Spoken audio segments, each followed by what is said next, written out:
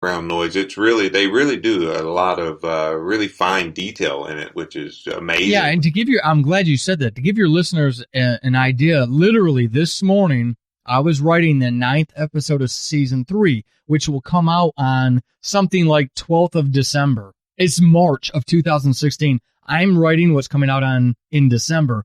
And Brian, wonderful dude, spends, God, I don't even want to know how many hours he spends producing it. Jason Camo comes in and writes custom music for each one of these. And folks, here's I'm gonna unlike other podcasters in the atheist community, I'm gonna actually tell you how I'm trying to manipulate you.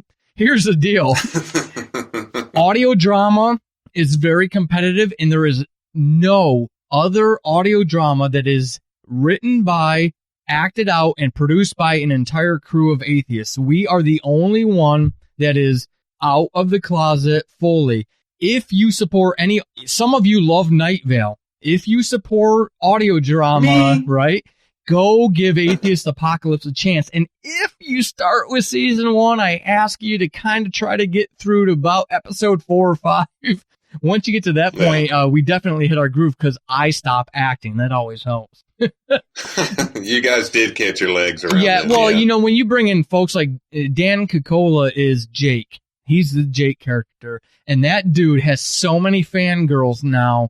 And rightfully so, because he's just, I mean, when he takes those lines that I write and goes through the editing process and brings them to life, it's beautiful. It's things I touch myself to. He's your Cecil, then. Yeah, he's my Cecil. I love. I saw Cecil in real life. That dude weighs about 110 pounds, man. But really, with that silky smooth that's what voice, I'm saying. wow. He opens his mouth, and I'm like, oh. It's like listening to David Michael off of My Book of Mormon. You know, just so buttery smooth. It's ridiculous what some of those privileged people have. All right. As we finish up, we've covered all the podcasts. Anything else you would like to talk about to send the listeners to? Something you'd find that you think they'd find interesting? Forum's yours. Whatever you want to talk about for as long as you want to. Okay. What I'm gonna do, I want you all to absolutely love me in all of the shows, and I'm absolutely grateful to Jonathan for giving me an opportunity to come on and talk about it, and for you all, and for Chris for editing this and giving this an opportunity. I really believe the Q is an interesting show. For those of you, Robert Ray of Secular Yakking is a wonderful guy, very smart guy, but he often tells me the benefit that he finds in my show is that I don't necessarily agree with the echo chamber, and I make him think. He doesn't always agree with me, but I make him think. If you want something like that in your podcast queue to kind of change it up, give the Q over at theqpodcast.com a chance. But most importantly, because I don't care if you like me or dislike me, go do something tomorrow that embodies positive humanism. If you're a secularist, you should care about humanism. If you care about humanism, you care about your fellow man, regardless of whether they believe or not that there's a God. There's a lot of people who are suffering on both sides of those fences.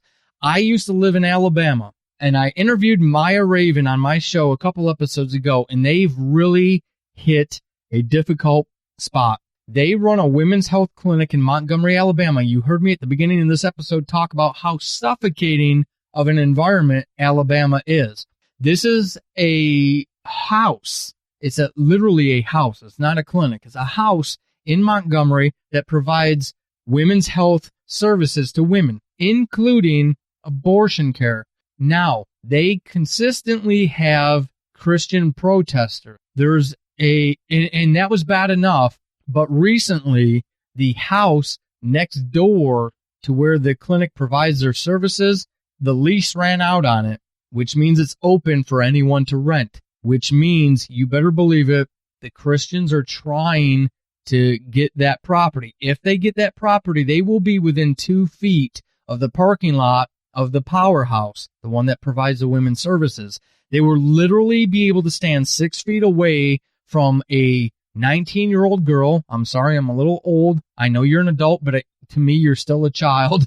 I love you for the woman you are, but you're still very young. But they will be able to stand 6 feet away from a young, vulnerable, traumatized young woman making a very difficult decision, and they will be able to harass her and say absolutely horrible things about her, the children that are coming to the clinic with her, the significant other that's with her, etc. If you have a single dollar, if you have more, great, but if you have a dollar, I encourage you to help the Powerhouse. What they're trying to do is they're trying to get the lease for that property. Not only will these Christians be able to stand that close to somebody seeking care at the Powerhouse, but they'll also be able to take down the privacy fence that is in between the two properties. They'll also be able to film from that house so they can violate the privacy of these people seeking care. Yeah, it's just disgusting. ugly any way you cut it. So if you go over to tilt.com, TILT.com /tilts /help us keep the Powerhouse in pro-choice hands. So basically, you're looking for the Powerhouse from the Montgomery Area Reproductive Justice Coalition. That's who you want to help. They're looking to raise the money to actually be able to lease that property out. If anything else, if you've gotten anything out of this, if you've realized I'm an asshole and you don't like me, that's fine. But if it encourages you to go over and support this, I ask you to please go do it. They're running this Tilt campaign for another $298. And folks, my heart is breaking. They've raised $1,275. That's not good enough. That house will fall into the hands of fundamental Christians who aim to harass women out of seeking the care that they need. So if you do anything tomorrow, go do that, please. Positive humanism. Let's be the change that we want to see in the world. Jonathan, I want to thank you for this opportunity. This has been an absolute joy to finally be able to talk to you. I completely agree. And no, thank you for coming on. Listeners, the next podcast after this should be Dr. Andre Viscontis from Inquiring Minds. Again, check out the show notes for all the links and everything that we wanted to share. And with that, here's another end of Secular Stories.